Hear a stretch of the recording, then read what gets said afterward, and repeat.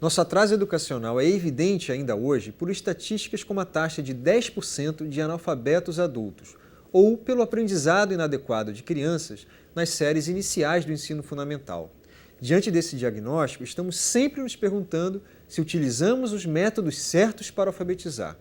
No caso das crianças, a polêmica em torno de um método único não é só brasileira.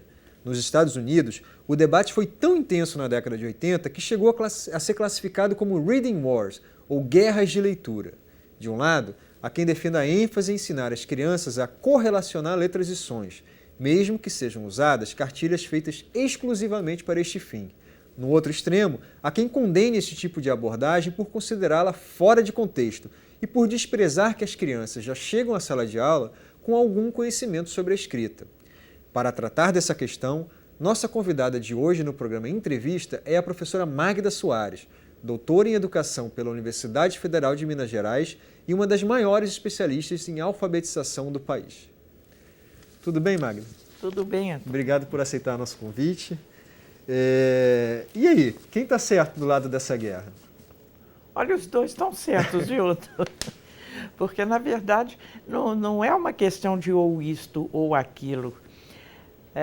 A criança aprende a ler e escrever, obviamente, convivendo com a leitura e a escrita, né? Com a leitura e a escrita reais. O problema está em outro lugar, como eu vou dizer daqui a pouco. Mas ninguém nega, ninguém nunca negou, e é impossível negar, do ponto de vista cognitivo, do ponto de vista linguístico, que para aprender a ler e a escrever é preciso fazer a relação dos sons com as letras, dos sons com os grafemas. Porque o que é a nossa escrita alfabética? É um registro dos sons, e de acordo com um sistema de representação que é bastante complexo.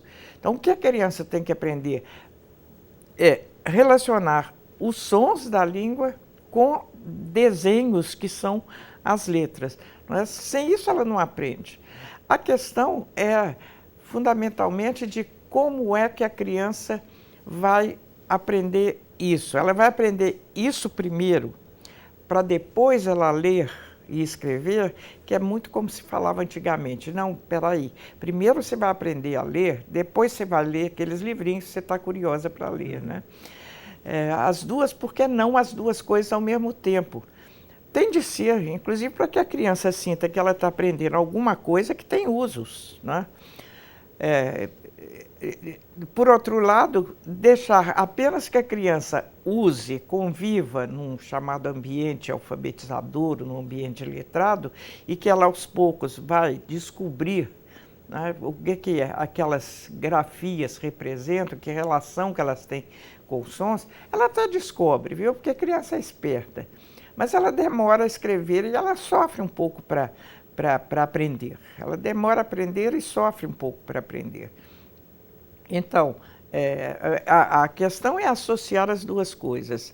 É exatamente aí que entra os conceitos de alfabetização e letramento, né? Você coloca a criança num ambiente de convívio com a língua escrita, em situações reais, portadores reais, com livros, com jornais, com revistas, em que ela encontra a escrita, e, ao mesmo tempo, você ensina como é que você vai aprender a ler isso e a escrever, né? Como que as nossas escolas estão preparadas para dar margem para que o professor possa trabalhar sem essa camisa de força, sem usar ou este ou aquele método? Aí é a questão da formação de novo, né? É a formação, porque o professor tem que trabalhar com as duas coisas. Ao mesmo tempo que ele tem que trabalhar para que a criança entenda que a escrita é usada para várias finalidades, que ela varia conforme o interlocutor, para quem que você escreve, né? Você pode ler a história do Chapeuzinho Vermelho e você pode ler um texto informativo para responder uma curiosidade da criança a respeito de um animal, seja o que for, e ela está aprendendo para que serve a escrita. Quais são os usos que são feitos da escrita no contexto que ela vive, na sociedade que ela vive? Mas ela quer também aprender a fazer isso ela mesma, a escrever e a ler. Então é preciso fazer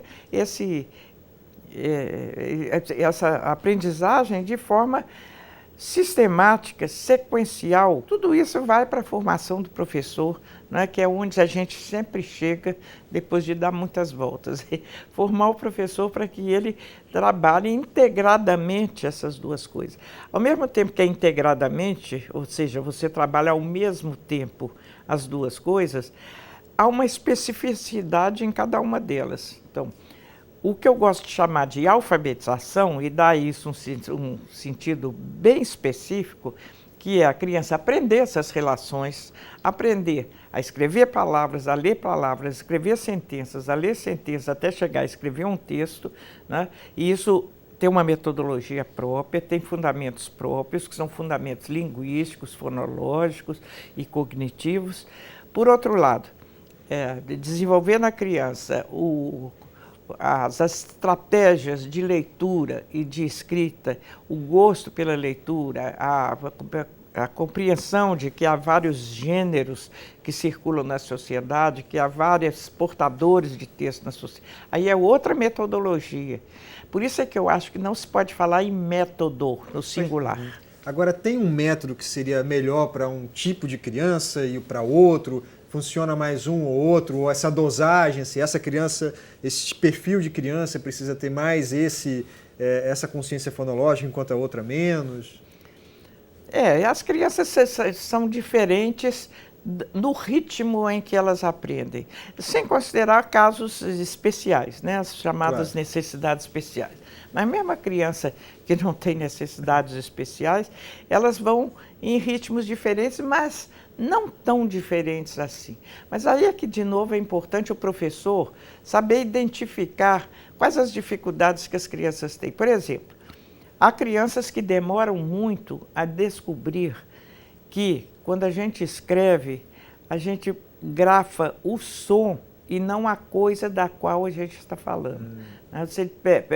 Vamos escrever casa, ela desenha uma casa, porque ela não está ouvindo a palavra como som, ela está ouvindo a palavra semanticamente, como significado, né? Então, há crianças que demoram mais que outras a perceber isso. Cabe ao professor fazer trabalhos, exercícios para a criança perceber que a palavra é som. E depois que a palavra, esse som que é a palavra, é segmentável, né?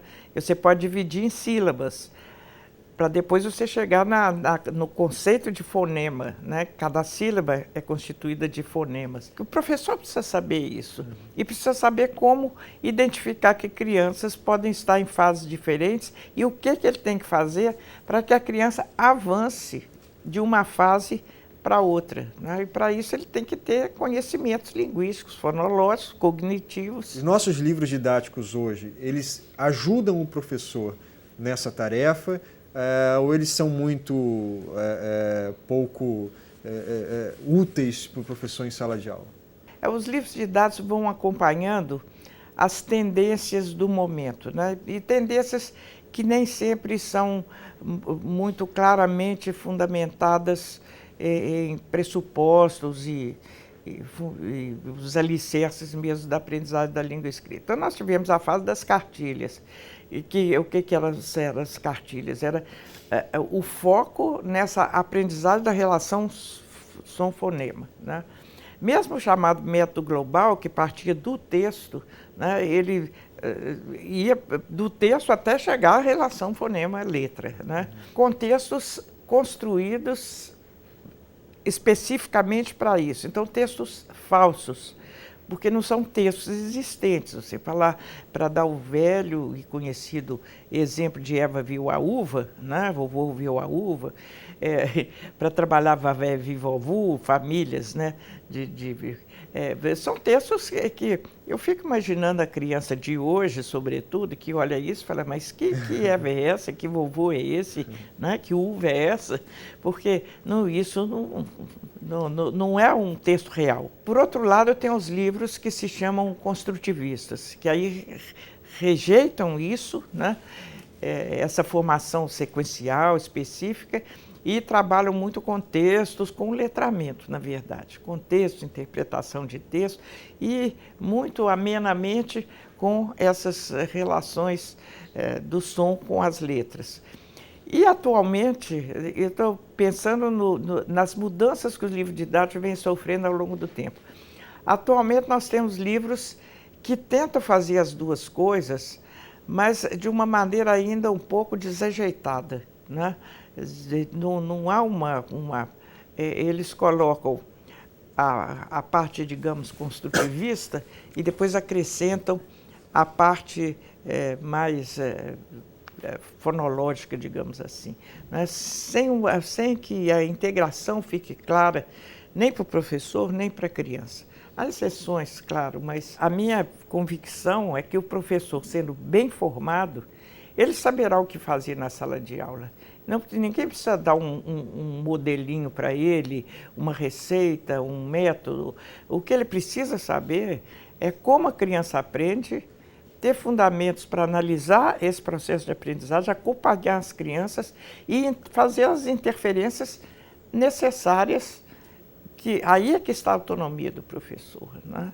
A senhora estudou por anos na teoria, foi autora de livros didáticos e recentemente teve a chance, nos últimos 8, 9 anos, né, está tendo a chance de colocar na prática muito do conhecimento adquirido e compartilhado no município de Lagoa Santa, não é isso? Como é que está sendo essa experiência agora de colocar a mão na massa? É possível aplicar a teoria na prática e dar resultado? As coisas se movem no mundo real? Eu tenho aprendido mais do que tudo que eu aprendi com as minhas pesquisas, meus estudos e as minhas leituras. Por quê? O que eu tenho aprendido é que essa interação das teorias com a prática que constroem o conhecimento. Não é a teoria que constrói o conhecimento, nem é a prática que constrói o conhecimento, é a interação entre as duas coisas, né? Então, esse trabalho de estar junto das escolas, junto das professoras, recebendo delas a prática e ajudando elas a entender essa prática com as teorias, corrigindo as minhas teorias quando eu vejo que elas não funcionam, elas me mostram que elas não funcionam. E, por outro lado, as minhas teorias mostram a elas por que não está funcionando o que elas estão fazendo. Então, é nessa interação que realmente se compõe. Por isso é que a formação do professor tinha que ser alguma coisa que fosse nesse sentido. Eu acho que a maioria das redes municipais do país poderiam desenvolver um processo desse, né? Uma professora de cada escola, escolhida pelas suas colegas, para que sejam professoras reconhecidas como uma liderança, né? Que estejam na sala de aula, porque elas estão na prática.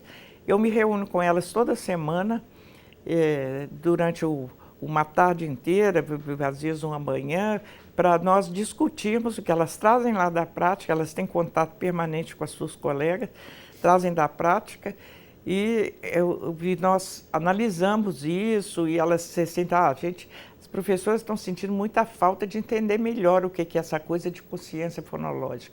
Então, a gente trabalha consciência fonológica e tenta traduzir aquilo na prática. Elas praticam, voltam com resultados, se deu ou não deu, né?